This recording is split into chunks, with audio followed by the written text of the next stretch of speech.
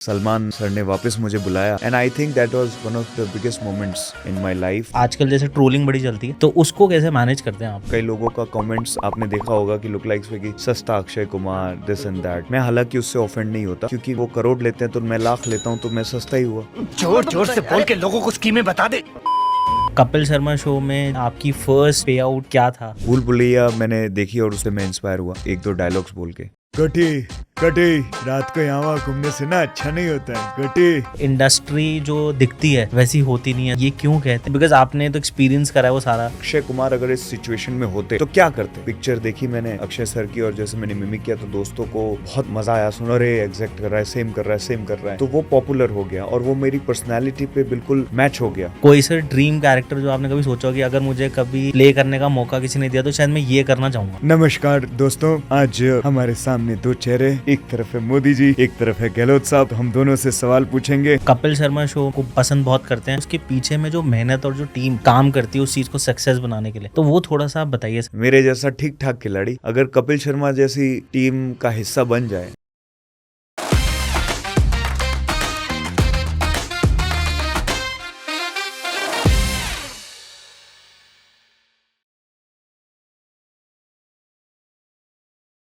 Hello guys, welcome to the new podcast.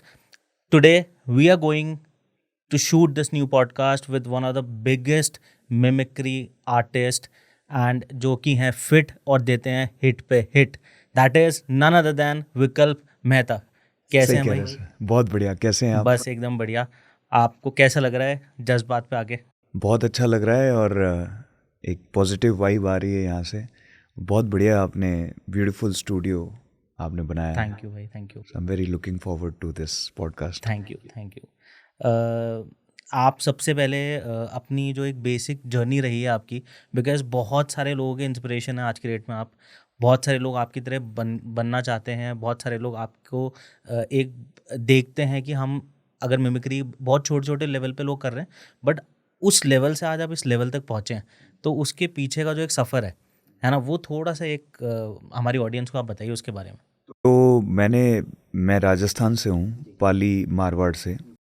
तो मेरा schooling भी वहीं पे पाली में हुआ, लोढ़ा स्कूल में, और कॉलेज भी मैंने वहीं से किया, बांगड़ कॉलेज। तो स्कूल और कॉलेज में मुझे नकल करने का, मिमिक्री करने का बहुत शौक़ था। Not just Bollywood actors but जो मेरे रिलेटिव्स हैं, फ्रेंड्स हैं, स्कूल के टीचर्स हैं। तो शुरुआत आप कह सकते हैं कि घर और स्कूल से हुई, जहाँ पर मैंने मिमिक्री या लोगों की नकल करना शुरू किया।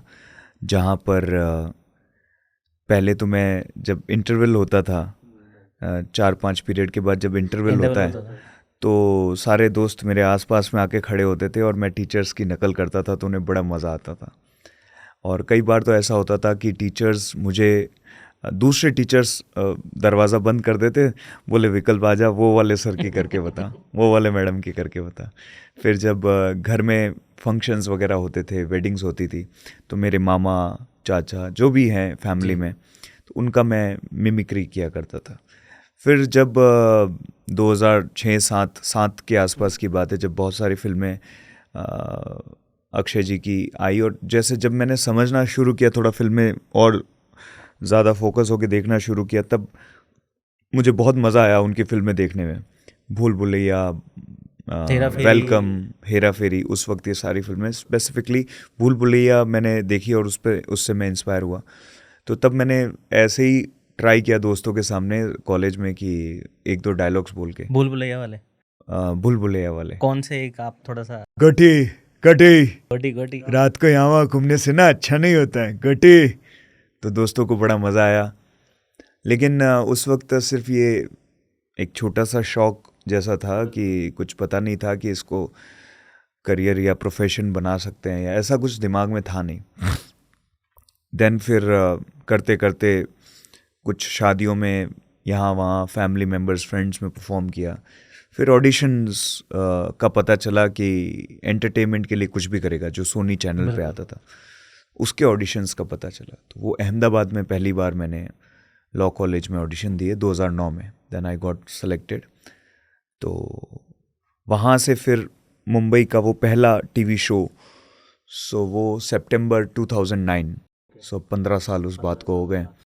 तो वहाँ पे मेरा फर्स्ट वो था और वहाँ पे जजेस को भी पसंद आया और वहाँ से फिर और मुझे फिनाले में चांस मिला। तो वहाँ से जर्नी की शुरुआत हुई, but that time I used to live in Rajasthan. फिर then I shifted next year 2010 में मैं मुंबई आ गया, not to become an actor but to get an job और समथिंग कि मैं कुछ अपने प्रोफेशन में अपने लाइफ में कुछ कर सकूं। तो इवेंट मैनेजमेंट का डिप्लोमा मैंने वहाँ से किया। लेकिन उसके बाद में मुझे लगा कि मुंबई में अपॉर्चुनिटीज़ हैं, बहुत सारे लोगों ने कहा कि यार आप अच्छे आर्टिस्ट हो तो आपको इसी को कंटिन्यू करना चाहिए। वहाँ से फिर India's got talent, Kapil Sharma show, धीरे धीरे एक एक पड़ाव चलता रहा। कल भाई आपसे बात हुई थी और मैं आपके बारे में थोड़ा सा रिसर्च कर रहा था, तो पता चला कि आपको भी पॉडकास्ट स्टार्ट करने का बड़ा मन था। पॉडकास्ट एक्चुअली स्टार्ट करने का मन था मेरा और मैं कॉमेडी कुछ ऐसा करना चाहता था। लेकिन क्योंकि मैं इतना इधर उधर भटकते रहता हूँ शोज़ के लिए, इवेंट्स के लिए, शूट्स के लिए, तो बिकॉज़ अगर आप कोई चीज़, जैसे आप आज पॉडकास्ट कर रहे हैं तो you have to be available. यहाँ पर जितने आपके गेस्ट आएंगे तो उनके हिसाब से आपको फिर समय देना होता है और तो वो मेरा नहीं हो पाया। May be in future, but आपकी तरह अच्छा तो नहीं कर पाऊंगा। नहीं सर, बिल्कुल, हम तो बहुत इंट्रोज है, आप उतना एक्सपीरियंस लेके बैठे हैं आज। Like it's an honour for us कि आप हमारे इस शो पे आए हैं और इस शो की शोभा बढ़ाई है आपने आज। बिल्कुल। सर एक आपसे रिक्वेस्ट है दैट एक इंट्रोडक्शन आपका अक्षय पाजी की आवाज़ में। जी बिल्कुल। विकल्प मेहता। क्या बोलूँ, आप बताइए। एनीथिंग लाइक जो आपको पसंद है। जस्ट बात में सर हम लोग बात करते हैं आपके जज्बातों से, तो उसको लेके आप कुछ बोलना। दोस्तों, जस्ट बात, आपके जज्बातों से हमारी बात हो रही है। मैं हूँ विकल्प मेहता, आ गया हूँ इस पॉडकास्ट में। आप इसे अगर देख रहे हैं तो सब्सक्राइब कीजिए, सुन रहे हैं तो फॉलो कीजिए और ज़्यादा से ज़्यादा शेयर कीजिए। ओके, थैंक यू भाई, थैंक यू, अमेजिंग। आपने सर एक तो आजकल जैसे ट्रोलिंग बड़ी चलती है, हाँ, तो उसको कैसे मैनेज करते हैं आप? लाइक ट्रोलिंग तो सर चलती है और पहले मैं ट्रोलिंग से थोड़ा 5-6 साल पहले, जब ज़्यादातर करके फेसबुक होता था, तो मैं फिर उनसे बहस करने लगता था या डिबेट करने लगता था। बट अभी मैं उसको ज़्यादातर करके 80% of the time I take it positively. ज़्यादा उस पर रिएक्ट नहीं करता, इग्नोर कर देता हूँ, या फिर अगर मुझे बहुत बुरा लगता है तो मैं डिलीट कर देता हूँ उसको। ये एक सिंपल तरीका है। जब आप कपिल शर्मा शो में थे तो हम लोग कल शोज़ देख रहे थे आपके, सो उसमें अक्षय पाजी ने आपको काफ़ी अप्रिशिएट किया, आपकी जो एक्टिंग है, आपकी जो मिमिक्री है, जो आप करते हैं, जिस तरीके से उनका कैरेक्टर आप अपने उसमें इनैक्ट करते हैं सारी चीज़। सलमान भाई ने भी आपको बहुत ज़्यादा अप्रिशिएट किया था, पसंद किया था, और एक इतने बड़े बड़े सुपरस्टार से जो अप्रिसिएशन मिलता है तो ऑफ कोर्स मतलब ऐसा लगता है कि शायद इतने साल की मेहनत शायद आपको उस टाइम लगी हो कि हाँ कुछ तो करा है मैंने अब। नहीं, बिल्कुल, इतने सालों से मैं कर रहा हूँ, लेकिन समय समय पर मुझे अप्रिसिएशन मिलता गया। जैसे कि मैंने कहा आपको, एंटरटेनमेंट के लिए कुछ भी करेगा, तो वो मेरे लाइफ का आप टर्निंग पॉइंट कह सकते हैं कि पहला मेरा टीवी शो था जिससे मुझे पता चला कि हाँ, मेरे में कोई ऐसी क्वालिटी या टैलेंट है थोड़ा बहुत कि जजेस ने या ऑडियंस ने मुझे अप्रिशिएट किया है। क्योंकि उससे पहले आई वाज लाइक बहुत डाउट में था मैं कि कैसे होगा। हाँ ठीक है, दोस्त यार ताली बजा रहे हैं, स्कूल कॉलेज वाले, घर वाले, लेकिन वहाँ जब जाऊँगा तो क्या मैं बोल पाऊँगा?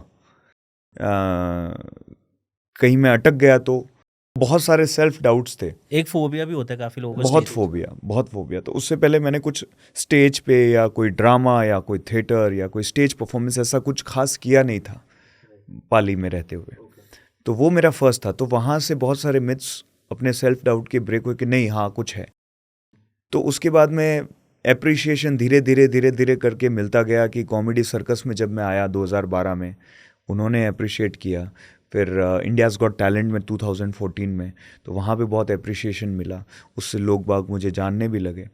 पर हाँ, ये कह सकते हैं कि वो छोटे छोटे एक माइलस्टोन थे और बड़ा माइलस्टोन जो पिछले साल कपिल शर्मा शो में मैंने किया कि अ, मुझे भी वो एक्ट बहुत अच्छा लगा एज अ वो व्यूअर जब मैंने जेन्युइनली सर उसको। बहुत अमेजिंग था, मतलब जिन जिन ने भी वो एक्ट देखा है तो देवर लाइक, मतलब ऐसा लग ही नहीं रहा था कि वो आप है, ऐसा लग रहा था लिटरली अक्षयबाजी कर रहे हैं वो। Thank you.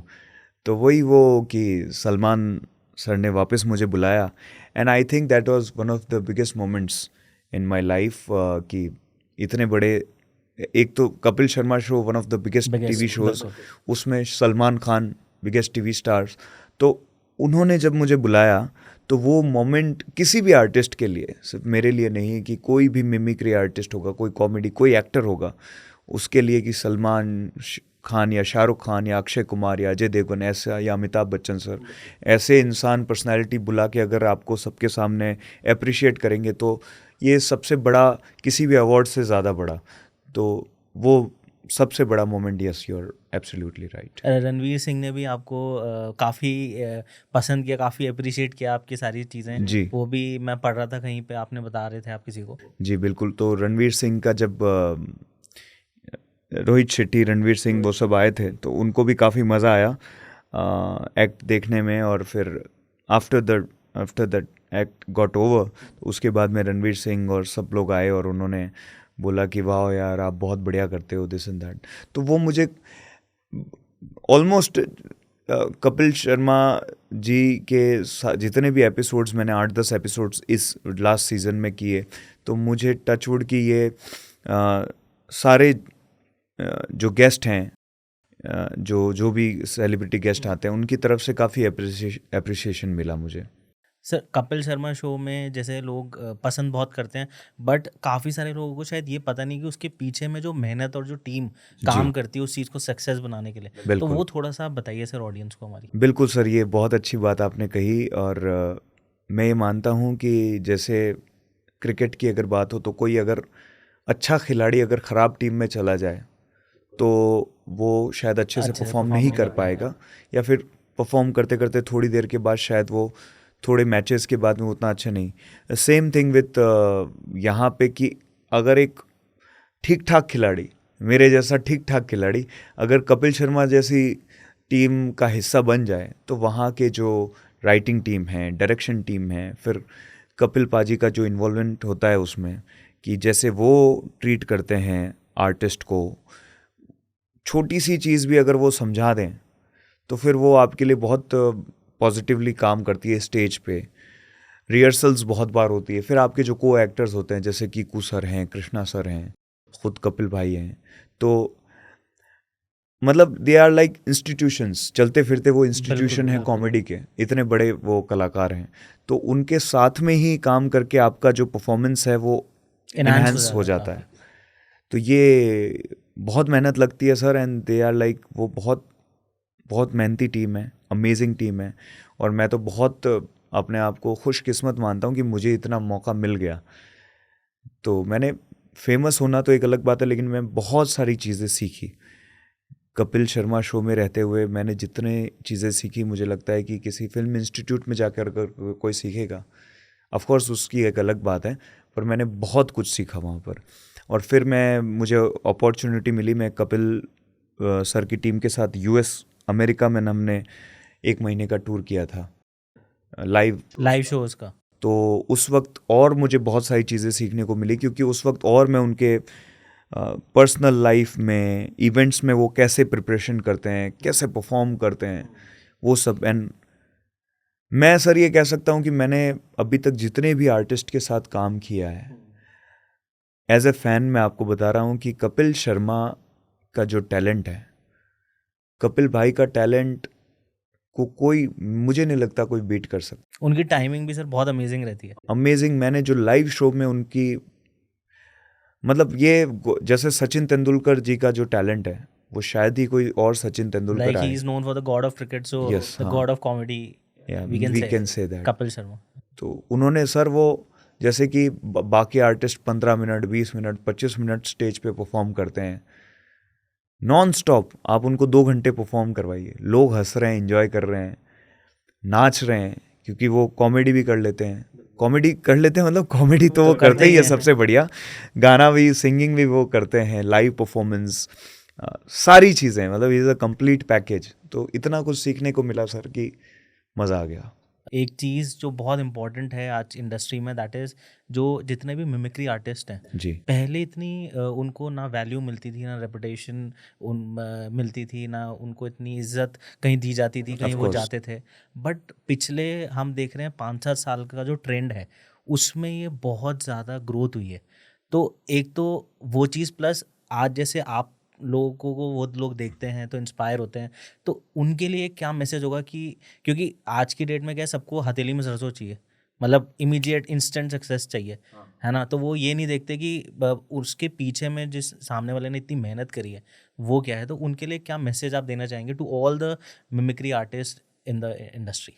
So thank you sir, बहुत बढ़िया, आपने इंटरेस्टिंग सवाल पूछा, अब मुझे सोचने को आपने मजबूर कर दिया। तो जो आ रहे हैं उनको तो हम यही कहेंगे कि पहला पहला तो आपका ये प्रश्न था कि पहले इतनी इज्जत नहीं मिलती थी। तो पहले सर आर्टिस्ट को स्ट्रगल बहुत ज़्यादा था और अपॉर्चुनिटीज़ बहुत कम थी। जैसे अगर बहुत पहले के मिमिक्री आर्टिस्ट आप देखेंगे तो जैसे जॉनी लीवर सर, दिनेश हिंगू जी एक पहले होते थे जो एक्टर भी हैं और पहले शोज़ में वो एंकरिंग और मिमिक्री किया करते थे। शत्रुघ्न सिन्हा, अमिताभ बच्चन, वो ज़माने में। तो उनके पास में ना फेसबुक था, ना इंस्टाग्राम था, ना यूट्यूब था, ना कोई ऑनलाइन अर्निंग थी। सिर्फ एक ये रहता था कि ऑर्केस्ट्रा के साथ में शोज़, तो वो 1-2 ऑर्केस्ट्रा को पकड़ते थे और उनके पहले इतने शोज़ नहीं होते थे। अब तो आज किसी ने इंस्टाग्राम पे मैसेज किया, परसों दुबई में शो है, आप आ जाइए, एंड इट्स डन। पहले किसी का नंबर खोजना ही बहुत बड़ी बात होती थी कि यार विकल्प कहीं रहता है, अब उसका नंबर कहाँ से निकालें, कहीं पे आप सर्च नहीं कर सकते कुछ। तो पहले अपॉर्चुनिटीज़ बहुत कम थी, इसलिए स्ट्रगल लंबा होता था। कई बार तो कैरियर लोगों के ख़त्म हो गए होंगे, मुझे ऐसा लगता है। 10-10, 15-15 साल उनको लग जाते थे।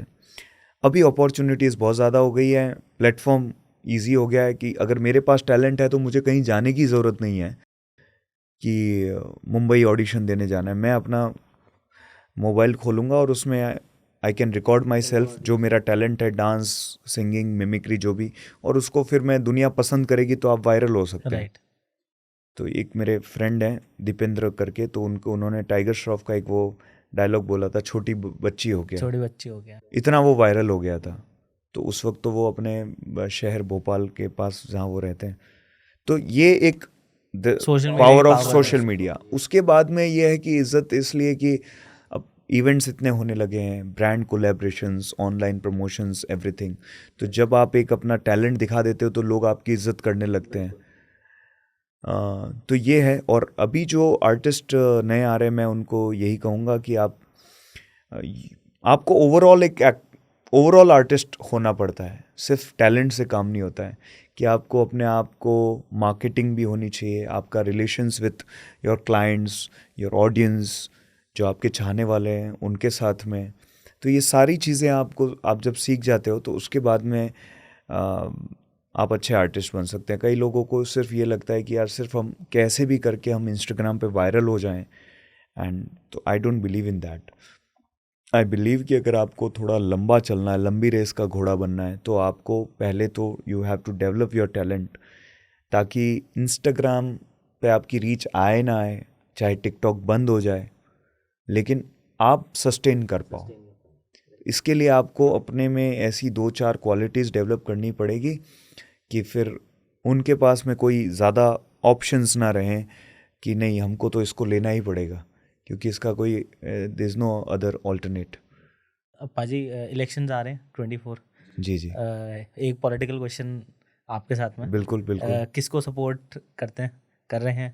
सर अभी तो मैं सोच रहा हूँ कि मैं किसको सपोर्ट करूँ, क्योंकि हर जो पार्टी है वो अपना, हालांकि मुझे पॉलिटिक्स का बहुत कम ज्ञान है, परंतु मुझे पर्सनली ऐसा लगता है सर कि जो भी सरकार आती है वो कुछ अच्छा काम भी करती है और कुछ वादे रह भी जाते हैं। ये हर सरकार के साथ होता है।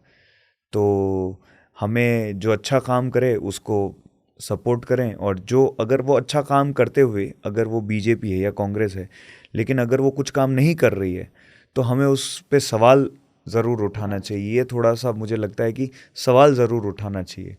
तो अभी तक तो मैं आपको बताता हूँ, इसमें कोई प्रॉब्लम नहीं। अभी तक तो मैं बीजेपी को ही मैंने हमेशा वोट दिया है, पर कुछ प्रत्याशी मेरे ऐसे हैं, जैसे अशोक जी के काम मुझे बहुत अच्छे लगे, बिल्कुल, जो उन्होंने कुछ कुछ काम उन्होंने राजस्थान करे के हैं, लिए बिल्कुल काम करे किए, हैं, वो बिल्कुल। काबिल तारीफ़ हैं, बहुत बढ़िया किए हैं।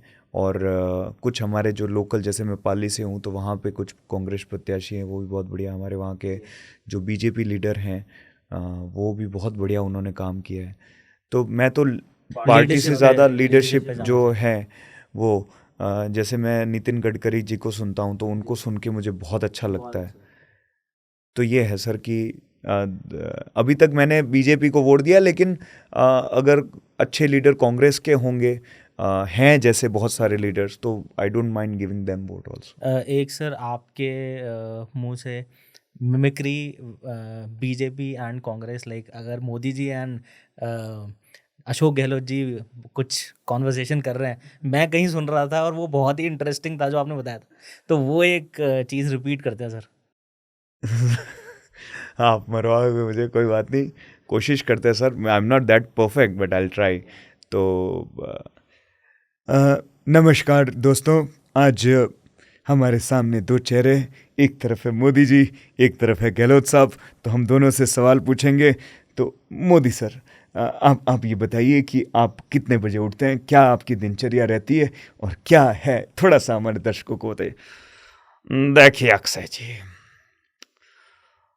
सुबह सुबह मैं जल्दी उठ जाता हूँ, अपने हाथों से नाश्ता भी बनाता हूँ, चाय भी बनाता हूँ, इस तरह का कार्यक्रम रहता है। परंतु पहले मैं योगा करता हूँ।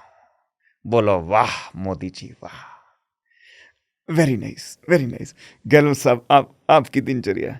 ये अक्षय जी, बहुत अच्छा प्रश्न किया आपने, परंतु मैं इसका जो जवाब है, मोदी जी इनका अच्छा करते, काम अच्छा कर रहे हैं, पार्टी के लिए अच्छा कर रहे हैं, देश के लिए अच्छा कर रहे हैं, परंतु मैं आपको कहना चाहता हूँ, ऐसा काम करो जो राष्ट्र के हित में हो। तो मैं सुबह सुबह जाता हूँ, पूरे चक्कर लगाता हूँ, जयपुर में होता हूँ जयपुर का, जोधपुर में होता हूँ जोधपुर का, क्या चल रहा है क्या नहीं चल रहा, कोई समस्या तो नहीं है, इसको पूरा करता हूँ। वेरी गुड सर, बहुत बहुत बढ़िया, thank you. Very good, very thank you भाई, thank you so much. Sorry sir, ये सिर्फ ये दिस मजाक इज के ओनली, लिए, फन इट के वाज लिए, just only for fun. Only बिल्कुल। फॉर फन, इसको सीरियस लीजिए। सर आपने अक्षय पाजी की जो एक कैरेक्टर पकड़ा है, लाइक मैं देख भी रहा हूँ जिस तरीके से आप बियर्ड रखते हैं, आपका जो ड्रेसिंग है, सारी चीज़ पाजी से बहुत ज़्यादा जी मैच होता है, सारी चीज़ है। तो लोग कहीं ना कहीं आपको सिर्फ अक्षय पाजी से रिलेट करके देखते हैं, है ना? तो वो कहीं ना कहीं आपको ऐसे नहीं लगता आने वाले टाइम में, लाइक जब एक मिमिक्री एक लेवल तक आप चले जाएंगे तो उसके बिल्कुल, बाद में शायद वो एक हिंड्रेंस कहीं ना कहीं हो जाए? बिल्कुल डेफिनेटली लगता है सर। और ये एक आप माइनस पॉइंट भी कह सकते हैं। This is my biggest plus point also, and it's a minus point also, क्योंकि लोग आपको उस नज़रिए से देखते हैं कि यार ये तो अक्षय कुमार के डुप्लीकेट हैं, लुक लाइक हैं, जूनियर अक्षय कुमार हैं, वो सारी चीज़ें हैं। पर मुझे इसमें थोड़ा सा, एक मेरे दो तीन इसमें पॉइंट ऑफ व्यू हैं। एक तो ये है कि इसमें भी बहुत मेहनत लगती है टू मिमिक समवन, एंड शायद हमारे यहाँ पर इतना लोगों में वो चीज़ नहीं है कि मिमिक्री इज़ अ कैटेगरी, कि जैसे actor, singer, dancer, so there is a category called mimicry mimicry artist, artist. Voice over artist, look like artist. ये सब कैटेगरीज हैं, अलग अलग कैटेगरीज हैं। और पूरी दुनिया में, ऐसा नहीं कि हिंदुस्तान में, पूरी दुनिया में बहुत अच्छे अच्छे आर्टिस्ट ये काम करते हैं, और उन बहुत रिस्पेक्टफुली उनको देखा जाता है, because it takes lot of practice, आपका टैलेंट, प्रैक्टिस, डेडिकेशन, कि आपको to look like someone, and to behave like someone, and to voice like someone. तो वो इतना आसान नहीं है। और दूसरी चीज़ ये है कि जब आप इसको परफेक्शन के साथ करते हैं, जैसे मैंने एक बहुत पहले जैसे कई लोगों का कमेंट्स आपने देखा होगा कि लुक लाइक्स पे कि सस्ता अक्षय हाँ कुमार दिस बिल्कुल एंड बिल्कुल दैट। बिल्कुल। मैं हालांकि उससे ऑफेंड नहीं होता, क्योंकि मैं तो, अगर वो करोड़ लेते हैं तो मैं लाख लेता हूँ, तो मैं सस्ता ही हुआ। और सर अपना काम कर्म करना है, बाकी सारी चीज़ें। तो लेकिन सर मेरे लिए तो वही बड़ी बात है। तो यस, तो मुझे एक ऐसा कमेंट आया कि नो, ही इज़ नॉट सस्ता Akshay Kumar, is a second version और you can say updated version, young version of Akshay. तो ऐसे कमेंट्स भी मुझे मिले हैं जिसमें लोगों ने बहुत अप्रिशिएट किया है। तो इट मीन्स उनको मज़ा आ रहा है देखने में, और ऐसी ऑडियंस है जिनको मिमिक देखने में, जिनको कॉमेडी इस तरह की देखने में कि अक्षय कुमार अगर इस सिचुएशन में होते तो क्या करते, तो वो देखने में लोगों को मज़ा आ रहा है। वो बड़े बड़े शोज़ में, कपिल शर्मा शो में आप देखिए कृष्णा भाई कभी जैकी दादा बन के बिल्कुल आते बिल्कुल। हैं, कीकू भाई सनी देओल बन के आते हैं, खुद कपिल भाई शत्रुघ्न सिन्हा बन के आते हैं, धर्मपाजी बन के आते हैं। तो ये तो चलता ही आ रहा है, ये तो बहुत पहले से चलता आ रहा है। ये है कि आई एम स्पेसिफिकली, मैं एक कैरेक्टर को मैंने पकड़ा हुआ है, मैं उसको पूरी तरह से निभा रहा हूँ। जो वॉइस ओवर आर्टिस्ट हैं, मिमिक्री आर्टिस्ट हैं, वो बहुत सारे कैरेक्टर्स करते हैं, मैंने एक को किया हुआ है। ऐसे मेरे जैसे बहुत सारे एक्टर्स हैं जिन्होंने एक, किसी ने अमिताभ बच्चन को, किसी ने शाहरुख खान को, तो इसमें कुछ गलत नहीं है। Unless and until you are doing something which is like harming the society, और बहुत गलत उनका, आप जैसे मैं कुछ ऐसा काम करूँ जो अक्षय जी की इमेज को बहुत ख़राब कर दे, which is I feel bad. तो वो ऐसा मैंने कुछ किया नहीं, या फिर मैंने ऐसा कोई सोशल मीडिया पे न्यूडिटी या इस तरह की चीज़ें नहीं फैलाई कि जिससे सोसाइटी को कुछ हार्म हो। तो मैंने तो कॉमेडी कर रहा हूँ, डांस कर रहा हूँ, तो इसमें कोई गलत बात नहीं है। और इसके बाद में मेरी जो पर्सनालिटी है, तो जैसे जो मैं इवेंट्स करता हूँ, तो उसमें विकल्प मेहता के अंदर, मतलब मेरे खुद के स्टाइल में मैं एंकरिंग करता हूँ। मैं बहुत सारे वीडियोस ऐसे बनाता हूँ जो अक्षय कुमार जी से रिलेटेड नहीं है, तो उसमें मेरा भी वो चीज़ है। और इन फ्यूचर अगर मुझे मौका मिलेगा तो I will do something which is not related to Akshay Kumar as well. कुछ भाई फ्यूचर में अगर कोई बिजनेस स्टार्ट करेंगे तो वो किस इंडस्ट्री में, किस टाइप का होगा अगर करते हैं तो? मोस्टली अगर मैं, दो चीज़ें मुझे पसंद है, स्पोर्ट्स और इवेंट्स। क्रिकेट आपको बहुत पसंद है? जी, क्रिकेट मुझे बहुत पसंद है, और दूसरे स्पोर्ट्स भी मुझे पसंद है, मैं सीखना चाहता हूँ। चाहे वो टेबल टेनिस हो, बैडमिंटन हो, बास्केटबॉल हो, या और भी कोई। तो या तो ऐसा होगा कि कोई ऐसा स्पोर्ट्स के इंडस्ट्री में ऐसा कुछ करना चाहूँगा, या फिर इवेंट इंडस्ट्री का मुझे बहुत, जब बचपन से ही मुझे इवेंट्स करवाना, एग्जीक्यूट करना, नए आइडियाज़ उसमें डालना, और मैंने उसका डिप्लोमा इसीलिए किया था। तो वो मैं, दोनों में से कोई एक इंडस्ट्री, या फिर दोनों इंडस्ट्री, या फिर नहीं, कुछ भी नहीं।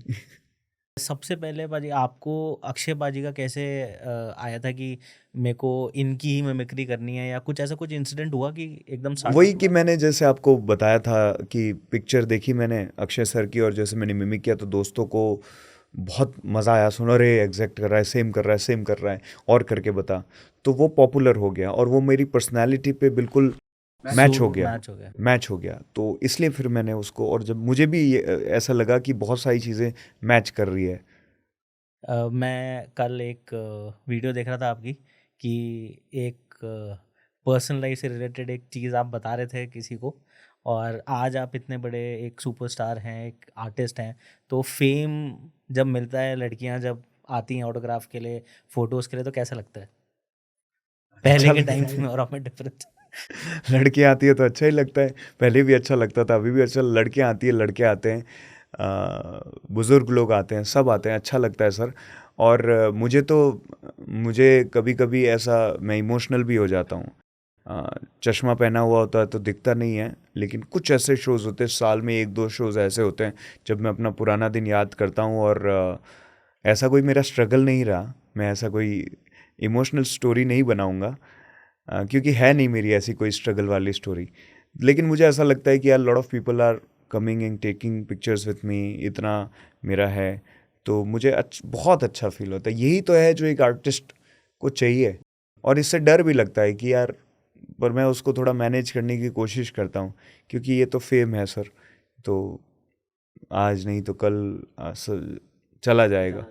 तो यू हैव टू बैलेंस, आपको ये समझना है कि ठीक है, ये एक कुछ वक्त के लिए है। सर अगर आप बताना चाहें आपकी फर्स्ट पे आउट क्या था? जी सर, ज़रूर मैं बताऊंगा कि 500 रुपये मुझे मिले थे 2009 में। 8 में 8 में एक्चुअली वो गजेंद्र मेरे साथ में हैं। तो मैं एक राजस्थानी फिल्म की शूटिंग के लिए हम ऑडिशन के लिए हम गए थे 2008 में 7 अगस्त 2008। डेट याद है आपको? तो Great. तब मैं शूट के लिए गया था और मैं 7 दिन वहाँ पे रहा था। 15 अगस्त को मैं वापस आ गया था। तो उन्होंने मुझे आने जाने का खर्चा दिया था 500 रुपये 7 दिन का। 7 दिन का 500 रुपये आने जाने 500 का। रुपये, और मैं बहुत खुश हो गया था। मैं बहुत खुश हुआ था कि ये मेरा ये है पहला। और उसके बाद में मैं एक शो को मैंने एंकरिंग मैंने किया था 2009 में।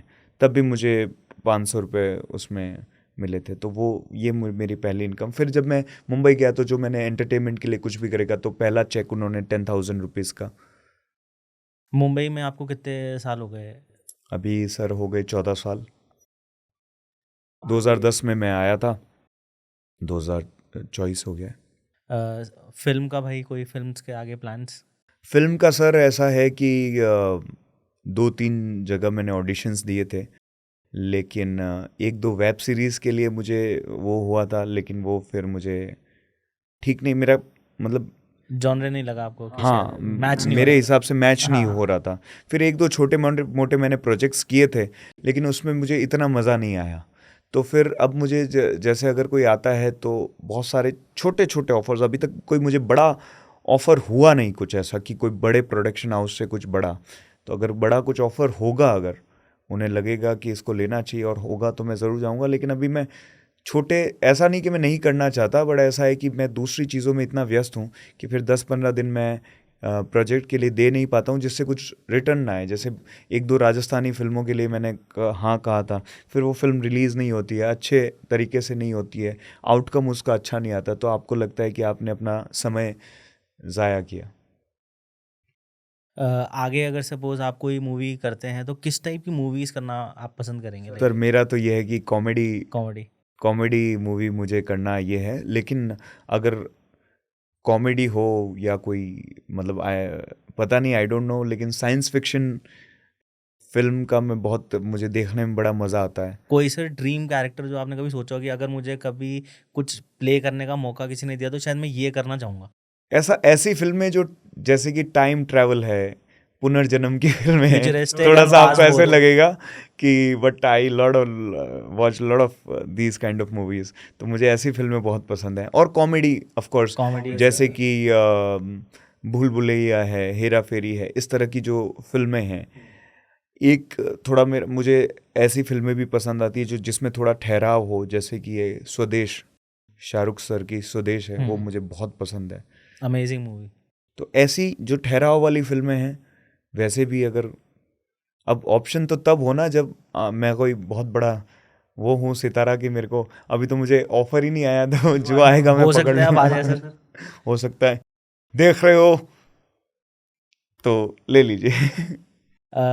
सर जैसे इंडस्ट्री जो दिखती है वैसी होती नहीं है ऐसा कहते हैं, तो ये क्यों कहते हैं? और अगर इसमें क्या क्या ऐसी चीज़ें हैं जो कि ध्यान रखनी चाहिए, जो लोग आ रहे हैं बाहर से स्ट्रगल करते हैं, या मे बी जैसे मुंबई आते हैं बहुत सारे लोग, बहुत सारे छोटे छोटे शहरों से आते हैं, है ना, जस्ट टू ग्रो, तो उनको ऐसे क्या क्या चीज़ें फेस करनी पड़ती हैं? हमने बहुत सारी चीज़ें सुनी है, तो कुछ बिकॉज आपने तो एक्सपीरियंस करा है वो सारा, तो हाँ एक हाँ, बार उनके लिए वो बहुत इंपॉर्टेंट हो जाएगा। वही है सर कि मुझे तो ऐसा पर्सनली फील नहीं हुआ, जितने भी लोगों से मैं मिला हूँ, कि जैसा दिखते वैसा होते। मुझे बहुत अच्छे टचवुड बहुत अच्छे लोग मिले इंडस्ट्री में, और हेल्पफुल लोग मिले हैं जिन्होंने हमेशा मदद की है। और कुछ लोग तो हर इंडस्ट्री में अच्छे बुरे, तो वो तो you have to be careful कि कौन से लोगों से आपको कैसा व्यापार करना है, उनके साथ रिलेशंस बनाने नहीं बनाने। तो वो तो आप जब मिलते हो तो हर इंडस्ट्री में होता है ऐसा। तो और दूसरा, जो नए अभिनेता या एक्टर्स यहाँ आ रहे हैं, उनको यही कहूँगा कि फोकस करिए और थोड़ा सा स्मार्ट वर्क करिए। जो चीज़ आप पे सूट हो रही है, जो आपको सही रास्ता लगता है, तो उस रास्ते से अगर आप जाएंगे, और थोड़ा सा आपको ही, because there is no fix rule, आपको ही स्ट्रगल करके समझना पड़ेगा कि कौन से लोग वाकई में जेन्युइन लोग हैं और कौन से फेक लोग हैं। तो वो तो पता चल ही जाता है। उन फेक लोगों से आपको बच के रहना है, दैट्स इट। तो दोस्तों आपने सुना विकल्प भाई को, उनकी सारी चीज़ों के बारे में, उनके सारे जर्नी के बारे में काफ़ी सारे फ़न हुआ इस पूरे पॉडकास्ट में, काफ़ी सारा एक्सपीरियंस मिला। और ये बहुत इम्पॉर्टेंट है, जितने भी मिमिक्री आर्टिस्ट हैं जो इंडस्ट्री में काम कर रहे हैं उनके लिए विकल्प भाई का एक मैसेज भी है, वो आप सुनिएगा इस पॉडकास्ट में। बिकॉज जो ये कहते हैं वो ये करते हैं, और जो ये नहीं कहते वो ये डेफिनेटली करते हैं। Watch out guys, thank you so much. Thank you, super.